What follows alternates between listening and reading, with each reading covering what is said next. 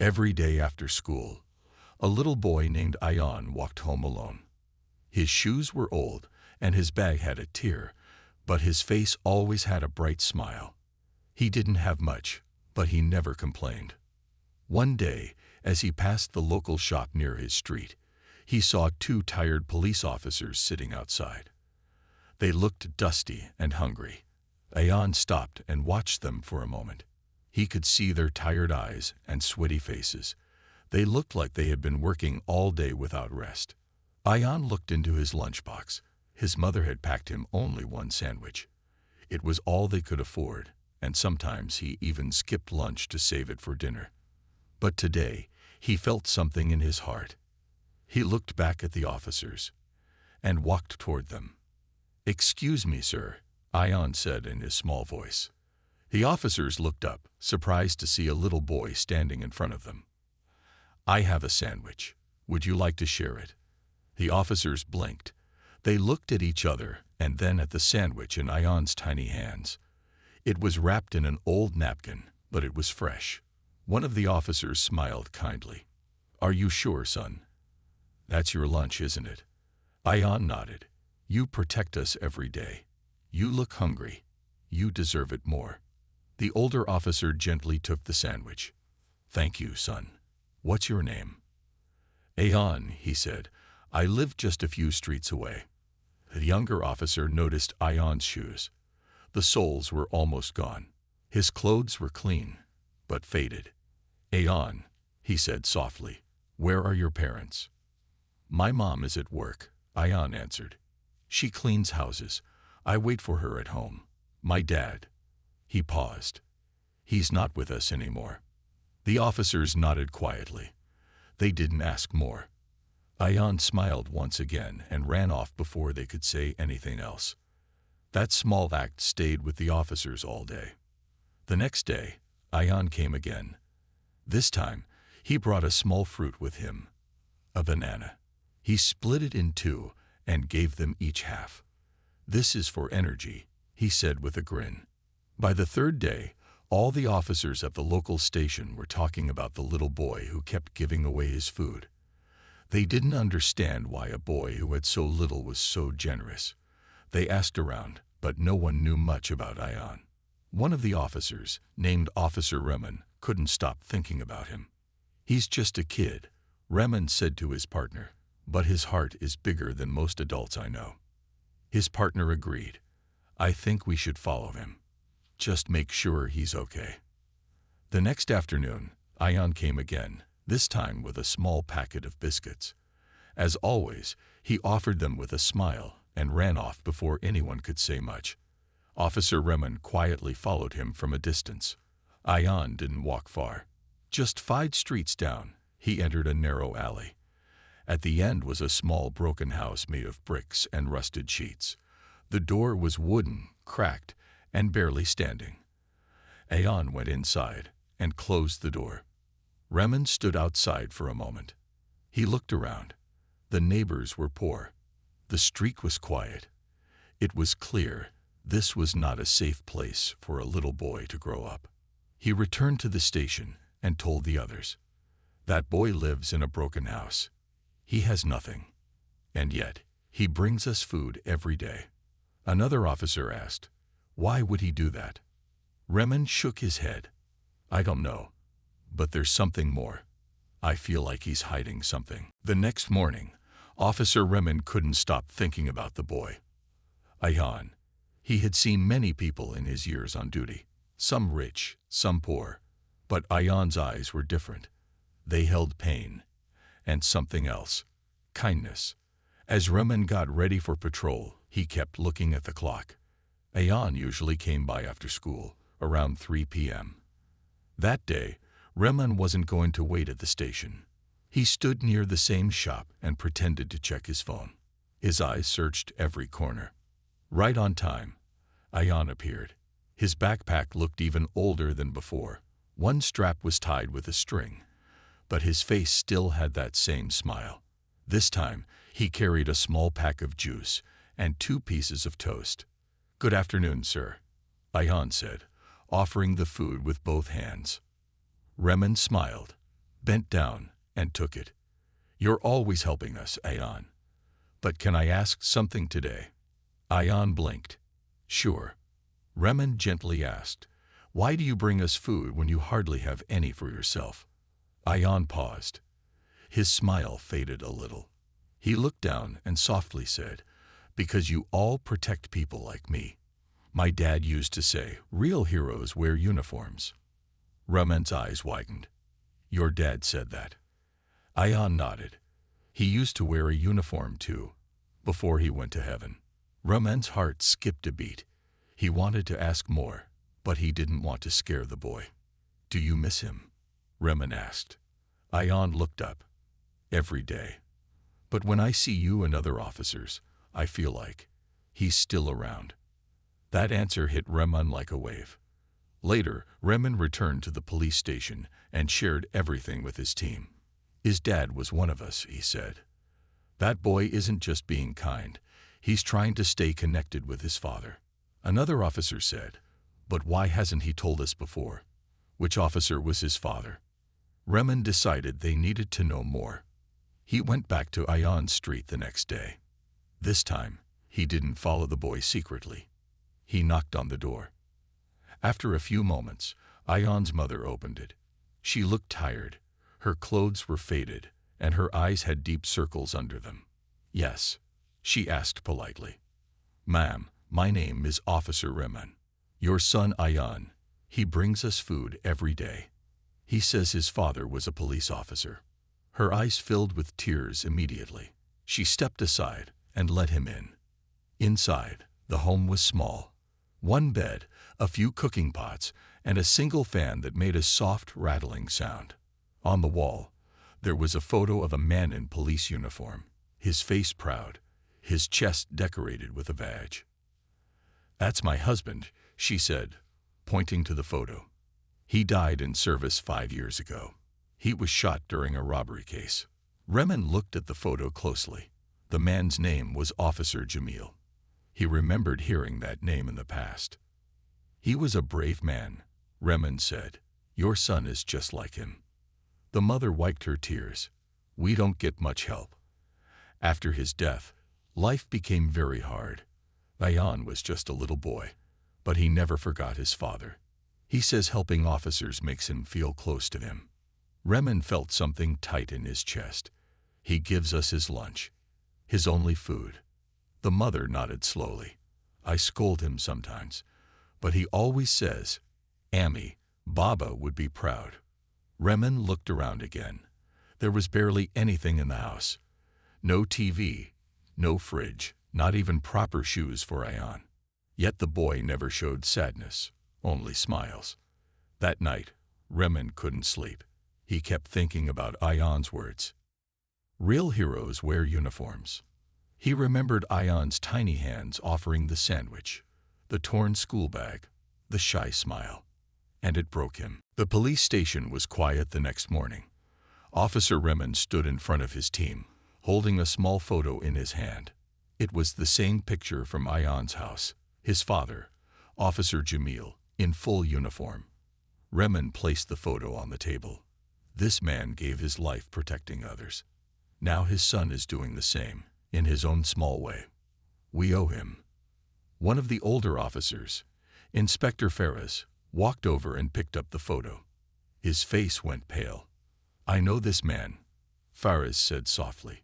Officer Jamil. We trained together. We were on the same case 5 years ago. He saved my life. Everyone turned to him in surprise. He covered me during a robbery, took the bullet that was meant for me. I've never forgiven myself for that day. The room went silent. Remen looked up. Then maybe it's time we make peace by helping his son. They all agreed. But Remen still felt something was missing. Something Ayan never said. Why did he act like the world was on his shoulders? Why did he smile when he clearly carried so much pain? That same evening, Remen visited Ayan again. This time, he didn't ask questions. He brought a small gift, a pair of new shoes. Ayan's eyes lit up when he saw them. Are these for me? Remen smiled. Yes, A gift from someone who thinks your kindness is very special. Ayan hugged the box tightly. But then he said something that froze Remen. Do you think my dad would be proud of me? Remen sat beside him on the steps. He would be proud every single day. Ayan looked up, eyes shining. Sometimes I hear his voice. When I'm scared, I feel like he's still here. Remen was quiet. What does he say to you? Ayan hesitated. He says, help people, even when it's hard. That's why I share my food. Remen felt a lump in his throat. He wanted to tell Ayan that the whole station knew about his father, that they all respected him. But something told him, let it unfold at the right time. Later that night, Remen and his team opened old case files. They searched Officer Jamil's final reports, news clippings, and public records. One thing stood out. There had been no ceremony, no memorial, no official help given to the family. It was as if Officer Jamil's sacrifice had been forgotten. Why didn't we honor him? One officer asked. Remen replied, maybe no one followed up. Maybe it got lost in paperwork. But now, we fix it. That weekend, the officers visited local shopkeepers, teachers, and even people from the city office. They wanted to organize a small event, not just to help Ayan, but to remember his father. Behind Ayan's back, they also contacted the Police Martyrs Association, hoping they could reopen the case and officially recognize Officer Jamil's service. Meanwhile, Ayan kept visiting the police officers every day with small gifts. Half a chocolate, one boiled egg, a slice of bread. Each time he came, he brought more than food. He brought hope, warmth, light. And he had no idea what was coming. Ayan stared at the envelope in his hands. It was plain white, with no name, only 2 words written in bold. Come tomorrow. Underneath was an address. Police headquarters, main hall. He turned the envelope over again and again, unsure what it meant. Who sent it? Why? Did something happen? When his mother came home from work that evening, he showed it to her. She looked at the note and froze. Did someone give this to you? She asked quickly. No, Ammi, Ayan said. It was on the doorstep. She looked worried at first, but then nodded slowly. Okay, we will go tomorrow. Together. That night, Ayan couldn't sleep. He kept thinking about the officers, about his dad, about the sandwiches, the smiles, and now this strange message. Meanwhile, inside the police station, something special was happening. Officer Remen, Inspector Ferris, and the entire team were setting up the main hall. There were chairs, banners, and a big photo of Officer Jamil, decorated with flowers and medals. For the first time in 5 years, they were going to honor the man they had forgotten, the man whose son had reminded them what true service meant. Everything ready? Remen asked as he checked the list. We have the speech, the medals, the certificate, and the surprise, another officer confirmed. Remen smiled.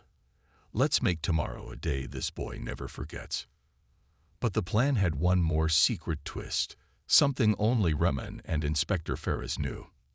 The next morning, Ayan held his mother's hand tightly as they walked toward the big police building. He had never been inside the headquarters before. It looked like a palace made of bricks and glass. As they entered, a young officer greeted them. Welcome, Ayan. We've been expecting you. Ayan blinked in surprise. Me? Yes, the officer smiled. Please, this way. They were guided through the hallway to the main hall. When Ayan stepped in, he stopped completely. The room was filled with people, police officers in uniforms, standing in silence. In front of the room was a large photo. It was his father, smiling, brave, proud. Baba, Ayan whispered. His mother covered her mouth. Her eyes were filled with tears. A banner above read, In honor of Officer Jamil, a true hero. Suddenly, everyone clapped. Remen walked to the front and picked up the mic.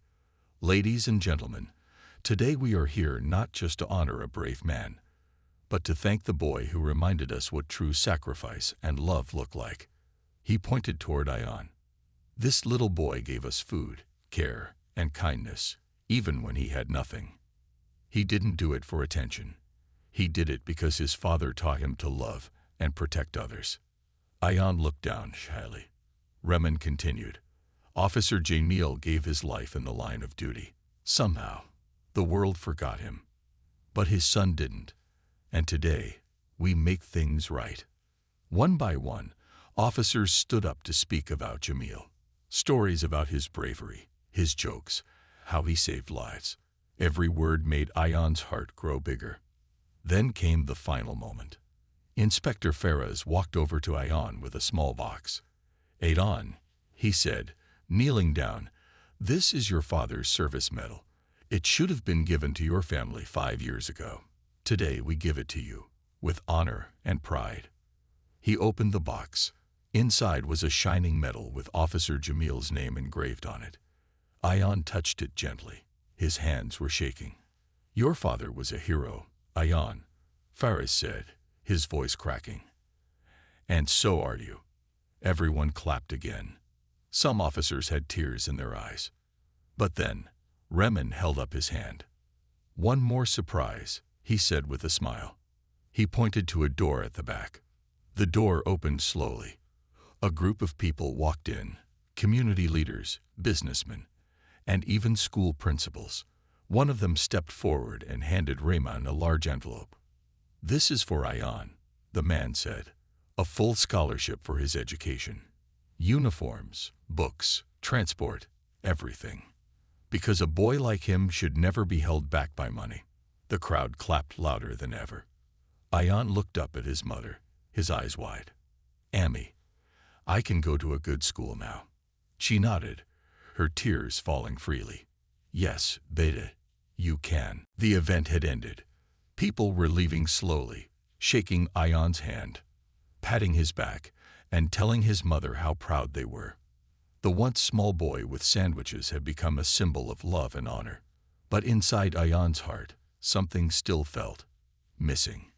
Even after the medal, the scholarship, the applause, there was a silent space that nothing could fill. He held his father's medal tightly in his pocket as he walked out of the station, hoping for a sign, a voice, a dream, anything. But the night was quiet. Back home, Ion placed the medal beside the only photo he had of his father. His mother came and kissed his forehead. "You made him proud today," she whispered. Ion nodded, still lost in thought. "Ammi, what really happened the day Baba died?" She looked at him carefully. "You were too young then, Ion. Your father was on a dangerous case. He caught some men doing bad things, but he never made it back home." "Were the men caught?" She paused. "Some, but the full case was closed without answers. No one followed up, until now." Ion looked at the photo again. He was trying to protect people, even in the end. His mother smiled gently. "Just like you." Suddenly, there was a knock at the door. It was late. Ion stood up quickly. His mother looked nervous. Who could it be this hour? They opened the door slowly. Outside stood Inspector Ferraz, holding a small brown envelope. "Sorry to come so late," he said, "but we found something. Something important." He handed the envelope to Ion's mother. "This was in our old archives. It was marked to be delivered to Officer Jamil's family, but it never was." She looked confused. "What is it?" "A letter," Ferraz said softly. "Written by your husband, the night before his last mission."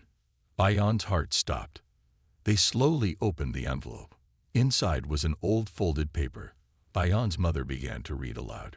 "To my dearest wife, and my brave son Ion. If you are reading this, it means I didn't make it back. But don't cry. I chose this life. I chose to protect people who couldn't protect themselves. That is what honor means. That is what I want Ion to learn. Ion, my son, you may not remember me, but I have watched you grow in my dreams. I know you will be strong. Be kind, always, even when the world is not kind to you. That is how we win, not with anger, but with goodness.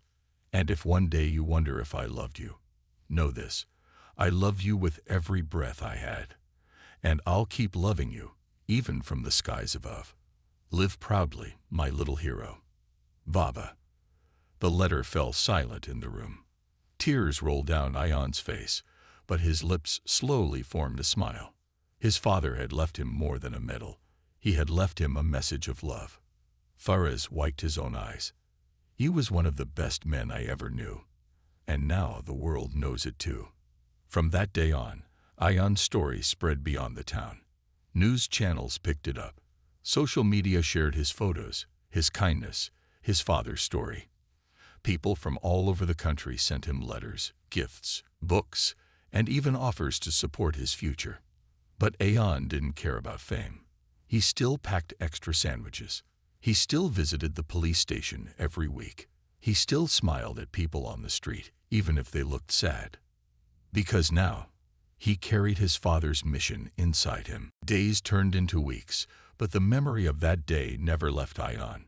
He still kept his father's letter folded neatly in a small wooden box. He read it often, sometimes before bed, sometimes when he missed his father too much, and every time he read it, he felt his father's love wrap around him like a warm blanket. But something else was growing inside Ion, a dream. He wanted to become like his father, brave, kind, and strong. Not just to wear a uniform, but to carry the same heart his father had. A heart that served others, no matter how hard life became. One afternoon, as Ion helped his mother wash clothes in their small courtyard, he looked up and asked, "Ammi, can I become a police officer one day?" His mother stopped scrubbing and looked at him. "Of course, Vida, you can become anything you want. But not just any officer," Ion said, his eyes serious. "I want to be like Baba. I want to protect people who are weak. I want to help the poor. I want to do good, even if no one sees it." Tears welled up in his mother's eyes.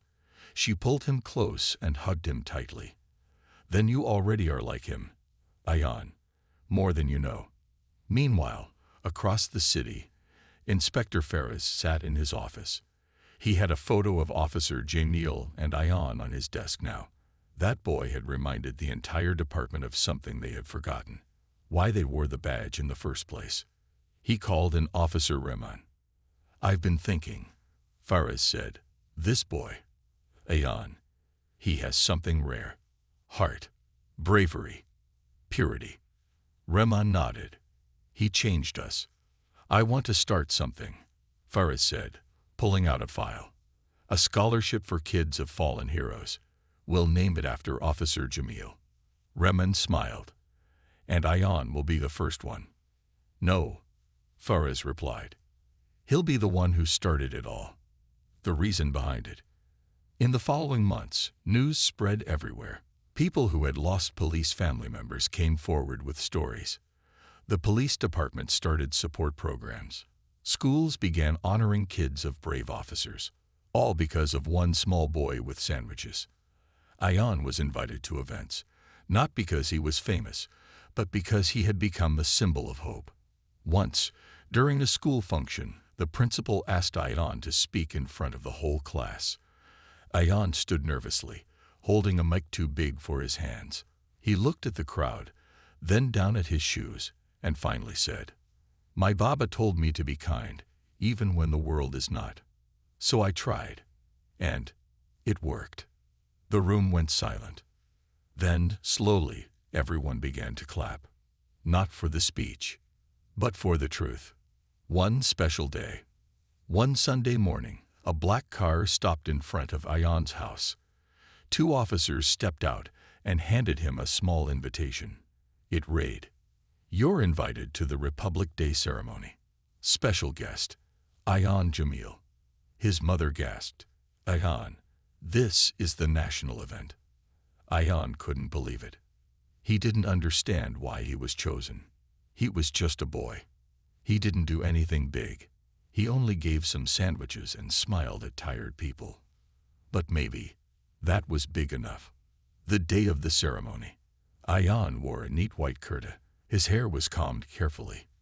The medal his father earned was pinned to his chest. As he stood on the large stage, surrounded by leaders, police chiefs, and citizens, a voice called out, "Today, we honor the boy who reminded this country that real bravery begins with kindness." People clapped. Cameras flashed. But Ayan only smiled. He didn't care about the lights. He looked up at the sky and whispered softly, "Baba, I hope you're proud." A soft breeze brushed his cheek, almost like a gentle answer. Just as Ayan was settling into his new normal, life surprised him again. One evening, while doing his homework, his mother walked into the room holding an envelope. Her face was pale, her hands shaking slightly. "Ayan," she whispered, "this came for you." The envelope had no stamp, no return address, just his name, written in messy handwriting. Ayan took it slowly, his heart pounding. He opened it carefully. Inside was a single folded page. He opened it, and what he read froze him in place. "I know the truth about your father's last mission. I saw what happened. I couldn't speak before. But now, you must know. Meet me at the old railway bridge. Tomorrow, 6 p.m. Come alone. A friend." Ayan looked up at his mother, confused and scared. "Who would send this?" he asked. His mother sat down slowly. "That bridge. It's where your father was last seen before the case closed." Her voice shook. "Ayan, maybe it's dangerous." Ayan nodded, but deep inside, he also knew something else. He had to go. The next day, 6:00 p.m. Ayan stood under the rusty old bridge, the sky above turning orange. The wind blew softly, and birds flew past in the distance. He clutched the letter tightly, looking around. Then he heard footsteps. Out of the shadows walked an old man, maybe in his late 60s. He wore a brown coat, a scarf, and a cap pulled down low. "Are you Ayan?" he asked. Ayan nodded. "Who are you?" The man looked at him for a long time before speaking. "I used to work with your father. My name is Fida. I was a security guard near the warehouse your father was investigating." Ayan listened carefully. "I saw what happened that night." Fida continued. "Your father didn't die by accident. He didn't fall or disappear. He was betrayed." Ayan's eyes widened. "What do you mean?" Fida looked around and leaned closer. "Your father found out someone from inside the department was working with criminals. He was going to expose them. But before he could, they got to him." Ayan's breath caught in his throat. "Why didn't you speak up before?" he asked, his voice shaking. Fida looked down. "I was scared. They warned me too. I left town, changed my life. But when I saw your story, your speech, I realized I couldn't stay silent anymore." He handed Ayan a USB drive. "This has old files, hidden body cam footage, audio recordings, enough to open the case again." That night, Ayan sat with Inspector Ferris, showing him the drive. Ferris watched and listened in silence. As the videos played, his face changed, shock, then anger, then pain. "These are real," he whispered. This could change everything." The next day, the department reopened Officer Jamil's case. Internal investigations started. Names from the past were brought in for questioning. Old dust-covered files were reviewed again. And within weeks, the truth came out. A corrupt officer, someone once respected, had leaked information to criminals. Officer Jamil had found out, and he paid the price for it. Now, with the new evidence, justice finally found its way. The corrupt officer was arrested, and Officer Jamil's name was cleared, not just as a fallen hero, but as a man who stood for truth till his last breath. A national tribute, a grand event was held in the capital. This time, Ayan didn't stand alone. His mother stood beside him. Inspector Ferris stood behind him, and on a big screen, Officer Jamil's smiling photo shined bright. A voice echoed through the speakers. Today, we honor a man who gave his life for justice, and a boy who gave the world a reason to believe again.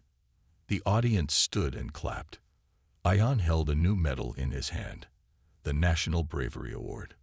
But more than the medal, he held something even bigger. Peace. Final scene. Emotional closure. Ion returns to his father's grave. This time, he brings two things: his father's medal, polished and shining, and a printed photo of the arrested officer in the news. He places both gently beside the headstone. "Baba," he says softly, "they know the truth now. You didn't just fall. You stood tall till the end. And I promise, I'll keep standing too." The camera pans upward, showing the sky turning golden. From a little boy with sandwiches to a young warrior of truth, Ion had become the legacy his father left behind. The sun was beginning to set, casting a soft, golden glow over the city. Ion stood alone in the cemetery, his hands trembling as he walked towards his father's grave. His heart was heavy with the weight of everything that had happened: the trials, the struggles, and the victories. But above all, there was a quiet sense of fulfillment, knowing that his father's legacy had been honored and that justice had been served. The breeze was cool against his face, and the trees around him rustled gently. He looked down at the headstone, the name Jamil Ahmed etched in stone. He had visited this grave so many times before, but today felt different. Today, he wasn't just a son grieving his father. Today, he was a young man who had carried his father's mission forward. He had made sure the truth was known, and the memory of Officer Jamil would live on forever, not just as a fallen hero, but as someone who had stood for what was right, even when it meant risking everything. Ion knelt down, gently placing a new medal beside the grave. It gleamed in the soft evening light, a symbol of courage, honor, and justice, exactly what his father had stood for. But beside the medal, he also placed something else: a photo. The photo was of the news article that had covered the final story of the corrupt officer's arrest. It wasn't much, a small article with his father's name, but to Ion, it meant everything. It was a confirmation of what he had always known, that his father had never died in vain. "Baba," Ion whispered, his voice barely above a whisper, "I hope you're proud of me." The silence in the cemetery seemed to stretch on, and for a moment, Ion felt as if his father's spirit was there beside him. The wind shifted, and for a brief second, the trees seemed to bow as if in acknowledgement. Ion stood up and stepped back. He gazed at the grave one last time, his chest swelling with a mixture of pride and sorrow. "I kept my promise," he whispered. "You always said to be kind, to be brave, and to fight for what's right." Ion took a deep breath, wiping away the tears that had fallen silently down his cheeks. He had done it.